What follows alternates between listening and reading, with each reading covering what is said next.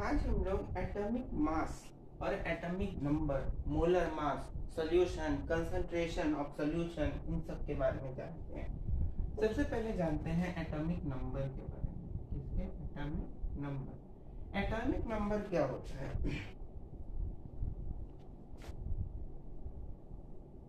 कोई भी एटम है, उस एटम में जितना अमाउंट ऑफ प्रोटॉन प्रेजेंट होगा वही उसका क्या होगा? एटॉमिक नंबर होगा, जिसको कि हम लोग Z से रिप्रेजेंट करते हैं। जैसे सोडियम का एटॉमिक नंबर क्या होता है? 11। इसका मतलब इसमें 11 प्रोटॉन क्या है प्रेजेंट। इसमें कितना प्रोटॉन प्रेजेंट है? 11। यानी न्यूक्लियस में जितना अमाउंट ऑफ प्रोटॉन प्रेजेंट होगा वही उसका एटॉमिक नंबर कहा जाता है। समझ में बात आ गई? यानी यूनिट पॉजिटिव चार्ज का मतलब यानी एक positive charge is equal to number of P plus number of proton.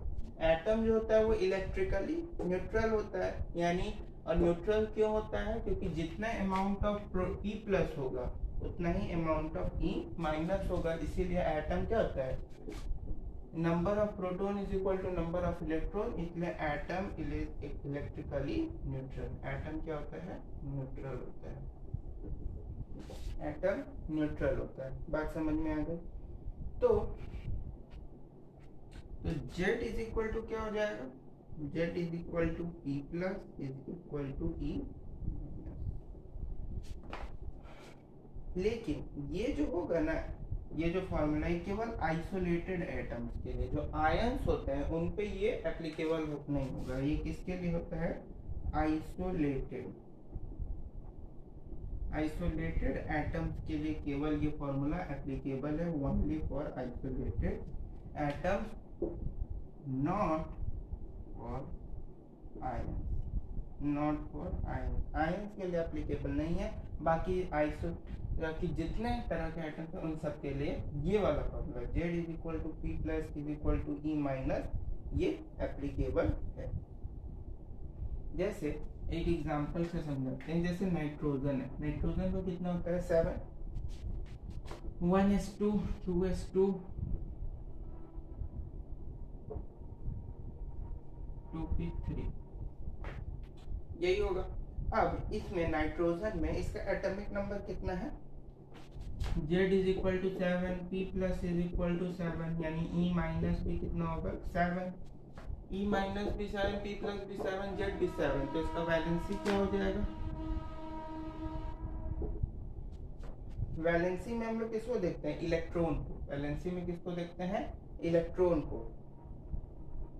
तो वैलेंस इलेक्ट्रॉन इसके आउटर मोस्ट सेल में कितना है? 3 2 5, यानी वैलेंस इलेक्ट्रॉन कितना हो जाएगा? 3 इलेक्ट्रॉन।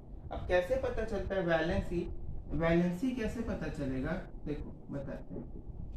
आउटर मोस्ट सेल में जितना इलेक्ट्रॉन है 3 2 5, उसको 8 में से माइनस कर देंगे। 8 में से माइनस इसलिए करते हैं क्योंकि 8 जो होता है वो स्टेबल गैस, जो स्टेबल एलिमेंट होते हैं उनके लास्ट सेल के इलेक्ट्रॉन में ऑक्टेट को पूरा करता है। तो 8 में से 5 माइनस के कितना बच गया? 3। और 3 ही इसका क्या हो जाएगा? वैलेंसी, क्योंकि इसके वैलेंस शेल में कितने इलेक्ट्रॉन है? 5। और स्टेबल एलिमेंट का जो नट गैस होते हैं उनके लास्ट सेल में 8 इलेक्ट्रॉन। 8 में से 5 को घटाए कितना बचा? 3। तो 3 बच गया। 3 इसका क्या हो जाएगा? वैलेंसी। अब 3 जैसे ही इसका वैलेंसी आया, अब लेकिन ये जो है ना 4 के बाद यानी 5 6 7 और 8, ये वाले जब एलिमेंट्स आए इसी में, मतलब जिस एलिमेंट के लास्ट में 5 6 7 8 वैलेंस इलेक्ट्रॉन हो उसी के लिए ये वाला एप्लीकेबल होता है कि 8 में से उसको घटा दें। बाकी 1 से लेके 4 तक में जितने एलिमेंट्स है 1 2 3 4, इनका वैलेंसी एज इट इज होगा। यानी लास्ट सेल में अगर इन चारों में से कोई इलेक्ट्रॉन हो तो उसका वैलेंसी यही होगा। अगर लास्ट सेल में इन चारों में से कोई इलेक्ट्रॉन हो तो जो होगा, जैसे 5 था यहाँ पे तो उसको 8 में से घटा दिया, वैसे 6 होगा तो 8 में से घटाएंगे। लेकिन अगर ये हो लास्ट सेल में कि किसी लास्ट सेल में मान लो बेरिलियम का लिखते हैं तो लास्ट सेल में कितना इलेक्ट्रॉन है? 2। तो इसका वैलेंसी कितना हो जाता है? इसका वैलेंसी हो जाता 2। बात समझ में आ गई? इतना बात समझ में आ गया होगा। उसी तरह से अगर इसका देखते हैं, नाइट्रोजन पे अगर आयंस आते हैं, मतलब N7 3-, इसका क्या हो जाएगा भाई? तो इसका सिंपल लिखते हैं 3- 3- का मतलब 3- पहले तो नाइट्रोजन का जो वैलेंसी है वो लिखो। नाइट्रोजन का जो कॉन्फ़िगरेशन है 1s2 2p3, यही है। अच्छा, नाइट्रोजन का तो पहले ये कॉन्फ़िगरेशन हो गया। अब उस पर लिख रहा है कि 3- मतलब 3 इलेक्ट्रॉन गेन कर लिया। तो यहाँ पे कितना हो जाएगा? 6 हो गया। अब इसका वैलेंसी हम लोग को पता करना है, तो Z इज इक्वल टू कितना? 7, P plus is equal to 7, E minus कितना हो जाएगा? 8 में से कितना है? 6 माइनस 2 8। लास्ट सेल में कितना इलेक्ट्रॉन है? लास्ट सेल में कितना इलेक्ट्रॉन है? देखो,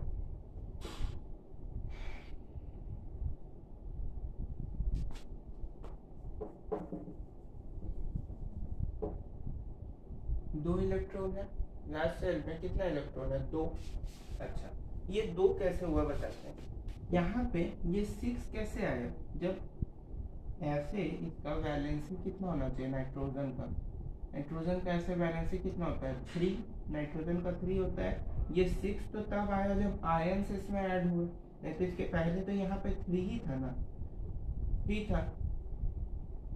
3 2 5 5 हुआ, और उसी का अगर डबल किया जाए वो तुम्हारा वैलेंसी हो जाएगा। यानी 10 जो है तुम्हारे इलेक्ट्रॉन हो गए। ई माइनस कितना है तुम खुद ही देखो ना, 6 4 क्या बोल रहे हैं, 6 2 8 2 10, यानी ई माइनस तुम्हारे कितने हो गए? 10 हो गए। इलेक्ट्रॉन कितना हो गया? 10। उसी तरह से अगर वैलेंसी निकालना है तो इसका वैलेंसी क्या होगा? नहीं होगा भाई, क्योंकि ये तो आयंस है ना, एटम्स तो है नहीं। आयंस का वैलेंसी नहीं होता है, एटम्स है ना, तो एटम्स का वैलेंसी होता है। ये तो एटम है नहीं, ये तो आयन है, तो आयन का वैलेंसी नहीं होगा। यहाँ पे जो बोलने लगे ना 5 × 2, उस पर ध्यान रखिए, ये आयन है, ये एटम नहीं, ये आयन है। इलेक्ट्रॉन कितना हो गया? 10। प्रोटॉन कितना हो जाएगा? 7। और जितना एटॉमिक नंबर होगा उतने ही प्रोटॉन होंगे, बाकी इलेक्ट्रॉन तो दिख ही रहा है। 2 + 2 4, 4 + 6 10। तो पूरी बात समझ में आ गया होगा। अब बात करते हैं एटॉमिक मास को। एटॉमिक मास को हम लोग ए से रिप्रेजेंट करते हैं। किससे? ए से, कैपिटल ए से एटॉमिक मास को हम लोग रिप्रेजेंट करते हैं। समझ में बात आई?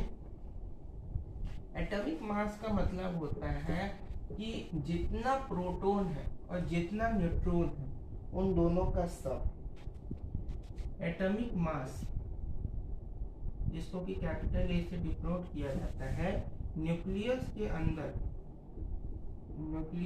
अंदर जितने अमाउंट में P प्लस और N नॉट है उन दोनों का सम, यानी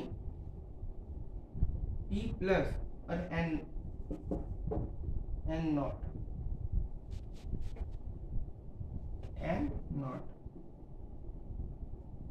इन दोनों का सम जो होगा ना, यही तुम्हारा किसके बराबर होता है? एटॉमिक मास के। यानी जितना अमाउंट में प्रोटॉन, यानी प्रोटॉन और क्या न्यूट्रॉन प्रेजेंट होंगे, इन दोनों का जो सम होगा वही तुम्हारा एटॉमिक मास के बराबर होगा। इन शॉर्ट अगर बोला जाए तो प्रोटॉन प्लस न्यूट्रॉन को हम लोग न्यूक्लियॉन्स बोलते हैं।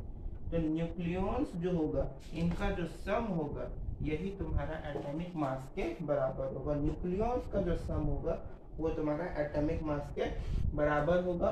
और ये जो एटॉमिक मास है वो किस पे डिपेंड करेगा? न्यूक्लियस पे। किस पे डिपेंड करेगा? न्यूक्लियस पे। तो एटॉमिक मास जो हो गया ए, इसका फॉर्मूला क्या हो जाएगा? P प्लस और N नॉट। P प्लस और N नॉट। ये N नॉट क्या है? ये हो गया तुम्हारा neutrons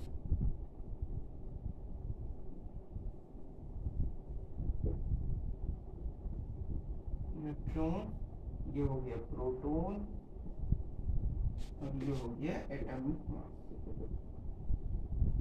some of proton plus neutron is equal to atomic mass. तो न्यूट्रॉन का फॉर्मूला भी क्या हो जाएगा यहाँ से, atomic mass minus number of protons is equal to number of neutron. बात समझ में आ गया?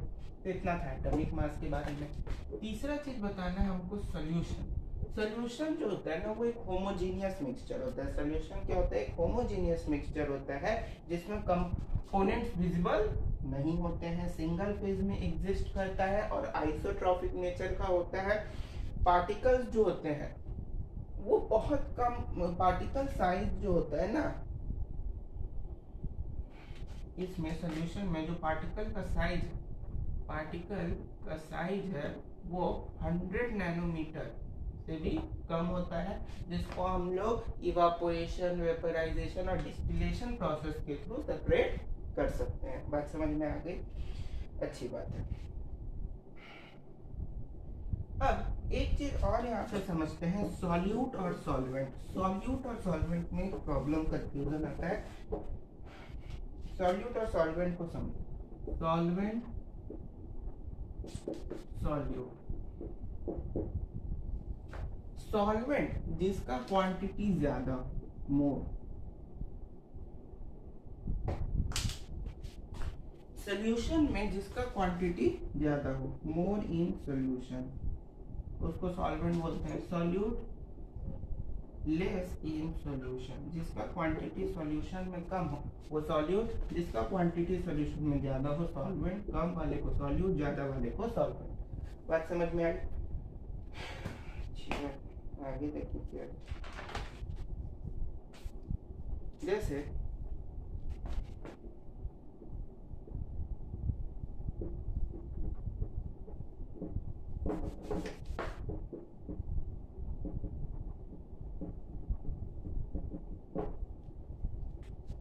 ग्लूकोज और वाटर को जब मिक्स करेंगे तो ग्लूकोज सॉल्यूशन बनेगा।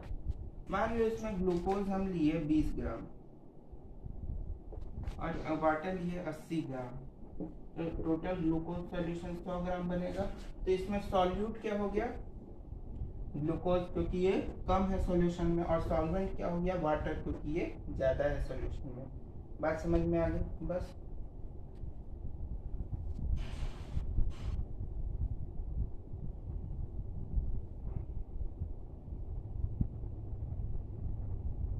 अब एक बात हम ऐसे समझते हैं कि कंसंट्रेटेड और डिस्टिल्ड सॉल्यूशन क्या होता है। कंसंट्रेटेड और डाइल्यूटेड, सॉरी डिस्टिल्ड बोलते हैं, डाइल्यूटेड सॉल्यूशन क्या होता है। कंसंट्रेटेड और डाइल्यूटेड सॉल्यूशन को ऐसे समझो, जैसे C6H12O6 प्लस H2O मिलके क्या बनाया, glucose solution. Glucose solution aqueous form में, एक्वस सॉल्यूशन बनाया ग्लूकोज का, ठीक है, सॉल्यूशन बनाया A B। अब A में हम लिए ये 20 ग्राम, ये लिए 80 ग्राम, ये लिए 80 ग्राम, ये लिए 20 ग्राम, दोनों में ही तुम्हारा मिलके 100 ग्राम पूरा करेगा। कंपाउंड A है जिसमें एक बार दो हम लोग एग्जाम्पल लिए, एक एग्जाम्पल A है, एक एग्जाम्पल B है। एग्जाम्पल A में ग्लूकोज जो है 20 ग्राम लिए, वाटर 80 ग्राम लिए, 100 ग्राम सोल्यूशन बना। बी एग्जाम्पल में ग्लूकोज 80 ग्राम लिए, वाटर 20 ग्राम लिए, 100 ग्राम सोल्यूशन ग्लूकोज का बना। अब डाइल्यूटेड सॉल्यूशन को ऐसे समझो कि इसमें सबसे पहले बताओ कि सॉल्यूट कौन होगा। तो सॉल्यूट जो होगा एग्जाम्पल ए में, सॉल्यूट तुम्हारा कौन होगा, ग्लूकोज, और सॉल्वेंट क्या होगा, सॉल्वेंट क्या होगा, वाटर। तो जिस सॉल्यूशन में सॉल्यूट जो होता है लेस अमाउंट में प्रेजेंट होता है, जिस सॉल्यूशन में सॉल्यूट लेस अमाउंट में प्रेजेंट होता है उसको हम लोग क्या बोलते हैं, डाइल्यूटेड। जिसमें सॉल्यूट लेस अमाउंट में प्रेजेंट होता है जिस सॉल्यूशन में, उसको क्या बोलते हैं, डाइल्यूटेड। और जिसमें सॉल्यूशन मोर अमाउंट में, सॉल्यूट मोर अमाउंट में प्रेजेंट होता है, उसको हम लोग बोलते हैं कंसंट्रेटेड। उसको क्या बोलते हैं, कंसंट्रेटेड। यानी कि यहाँ पे डाइल्यूटेड सॉल्यूशन कौन होगा, ए, क्योंकि उसमें सॉल्यूट कम अमाउंट में प्रेजेंट है। और कंसंट्रेटेड सॉल्यूशन कौन होगा, बी, क्योंकि उसमें सॉल्यूट ज्यादा अमाउंट में प्रेजेंट है। समझ में आ गया बात? चलिए, और कंसंट्रेशन किस पे डिपेंड करेगा, तो कंसंट्रेशन जो होता है वो डिपेंड करता है किस पे, सॉल्यूट पे, क्योंकि उसी के आधार में इसको कंसंट्रेटेड सॉल्यूशन बोला गया। कंसंट्रेशन सॉल्यूशन, कंसंट्रेटेड सॉल्यूशन क्यों बोला गया, क्योंकि वो सॉल्यूट पे डिपेंड कर रहा है। डाइल्यूटेड सॉल्यूशन क्यों बोला गया, क्योंकि वो सॉल्यूट पे डिपेंड कर रहा है। अगर सॉल्यूट, किसी सॉल्यूशन में अगर सॉल्यूट ज्यादा होगा तो कंसंट्रेटेड सॉल्यूशन, सॉल्यूट कम होगा तो डाइल्यूटेड सॉल्यूशन। बात समझ में आ गई? चलिए, तो अब हम बताते हैं कुछ, अच्छा,